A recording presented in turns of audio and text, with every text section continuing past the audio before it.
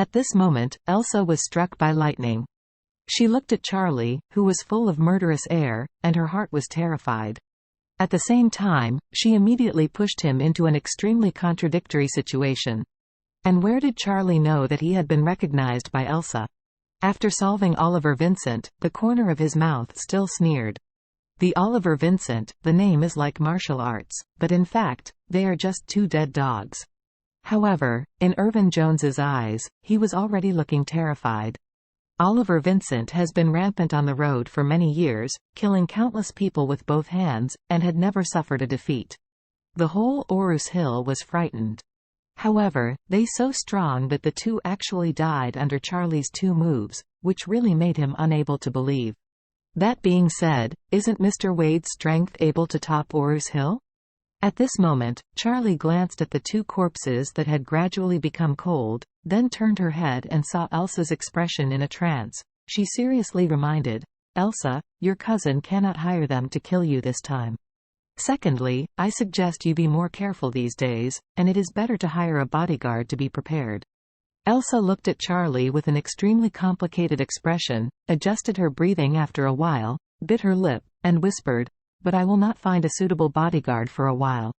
Now Elsa is struggling with conflicting thoughts in her heart. First, the people in her family and her cousin wanted to kill her, and then the mysterious man she fell in love with turned out to be the husband of a good girlfriend. These two things were tortures for her, making her feel very miserable and helpless. How did Claire know that a good girlfriend is in love with her husband? She stepped forward and hugged her gently, patted her shoulder gently, and comforted, "Elsa, don't worry too much.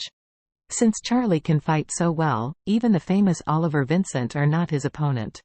You can ask him to protect you in the future. Pay attention to it at ordinary times. If you are not at ease when you go out, you can call him at any time and let him protect you." What Claire thought was that since her husband has this ability, it is only natural for him to protect her girlfriends. But what she didn't know was that a good girlfriend fell in love with her husband.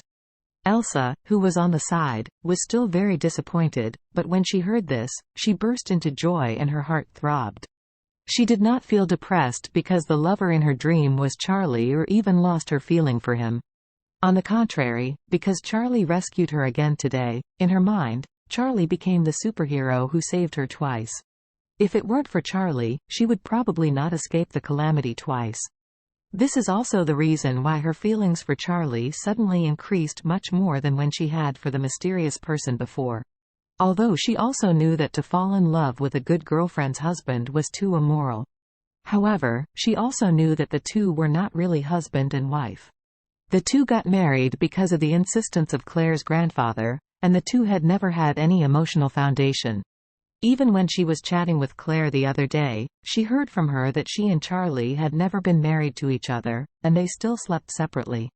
Claire slept in bed and Charlie slept on the ground. So, does this mean that she can like Charlie and not feel sorry for her good girlfriends?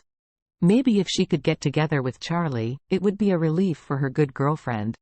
Thinking of this, she hurriedly said to Charlie with joy, "Then I will trouble you, Charlie." Charlie smiled faintly and said, "It's not troublesome at all." His smile made Elsa's heart tremble again. Reason tells her that Charlie is a best friend's husband and there is no chance, but Elsa can't help but have strange thoughts because of the emotional impulse.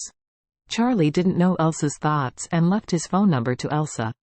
At this moment, Irvin Jones leaned forward and said with a flattering expression, "Mr. Wade, you are so amazing. The evil stars like Oliver Vincent can't do a single trick in front of you. Irvin Jones reveres you. Admire you by throwing 5 body throwing on the ground. You are like a god among the gods." With that said, Irvin Jones knelt directly on the ground without hesitation. Charlie looked at him in a solitary manner, and deliberately asked him, "I said Irvin Jones, what did you run just now? Are you afraid I can't beat Oliver Vincent?" "No, no." Irvin Jones was pale and hurriedly explained, "Mr. Wade, you have misunderstood. How could I doubt your strength? I just got confused just now, so please don't take it to your heart." After finishing talking, Irvin Jones banged his head and tremblingly said, "Mr. Wade, you are the real dragon on earth. From now on, I will not worship the sky or the earth. I will only worship Mr. Wade." Claire looked at Irvin Jones's dog-licking gesture, shook his head, and said to Charlie, "What do you do now?" "I killed both Oliver and Vincent. Should we call the police?" Charlie thought for a while, and said lightly, "You get in the car first, I will solve it." Claire nodded and got into the car with Elsa and Irvin Jones.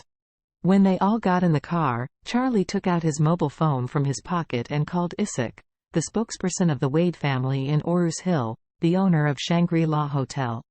Soon the call was connected, and Isaac's respectful voice rang. "Mr. Wade?" Charlie said calmly, "I met Oliver Vincent. These 2 dogs barked at me. Now they have become 2 dead dogs. The corpses are on the side of the road. I don't want to leave any trouble. You send someone right now and deal with it."